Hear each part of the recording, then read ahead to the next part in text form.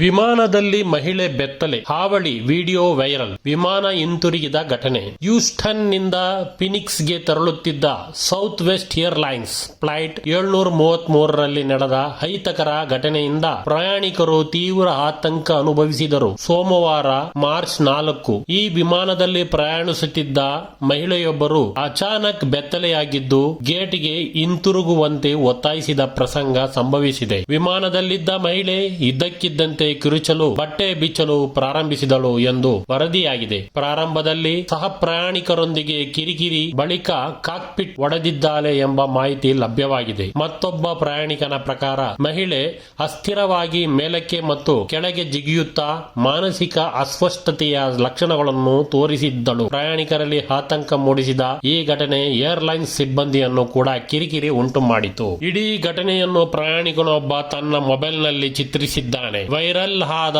ವಿಡಿಯೋದಲ್ಲಿ ಮಹಿಳೆ ಸಂಪೂರ್ಣ ಬೆತ್ತಲೆಯಾಗಿದ್ದು ವಿಮಾನದ ಒಳಗೆ ನಡೆದಾಡುತ್ತಿರುವುದು, ಕಿರುಚುತ್ತಿರುವುದು ಕಾಣಬಹುದು. ಈ ಘಟನೆಯ ನಂತರ ವಿಮಾನವನ್ನು ಗೇಟ್ಗೆ ಹಿಂತಿರುಗಿಸಲಾಗಿದ್ದು ವಿಮಾನ ಸಿಬ್ಬಂದಿ ಮತ್ತು ಭದ್ರತಾ ಸಿಬ್ಬಂದಿ ಮಹಿಳೆಯನ್ನು ನಿರ್ವಹಿಸಲು ಮುಂದಾಗಿದ್ದಾರೆ. ಈ ಸಂಬಂಧ ಹೆಚ್ಚಿನ ತನಿಖೆ ನಡೆಯುತ್ತಿದೆ. ಇಂಥ ತಾಜಾ ಸುದ್ದಿಗಳನ್ನು ನೋಡಲು, ಕೇಳಲು ಕ್ರೈಮ್ ಪ್ರಪಂಚ ನ್ಯೂಸ್ ಚಾನೆಲ್ ಅನ್ನು ಸಬ್ಸ್ಕ್ರೈಬ್ ಆಗಿ ಹಾಗೂ ನಿಮ್ಮ ಇತರ ಸ್ನೇಹಿತರಿಗೂ ತಿಳಿಸಿ. ನಮಸ್ಕಾರಗಳು.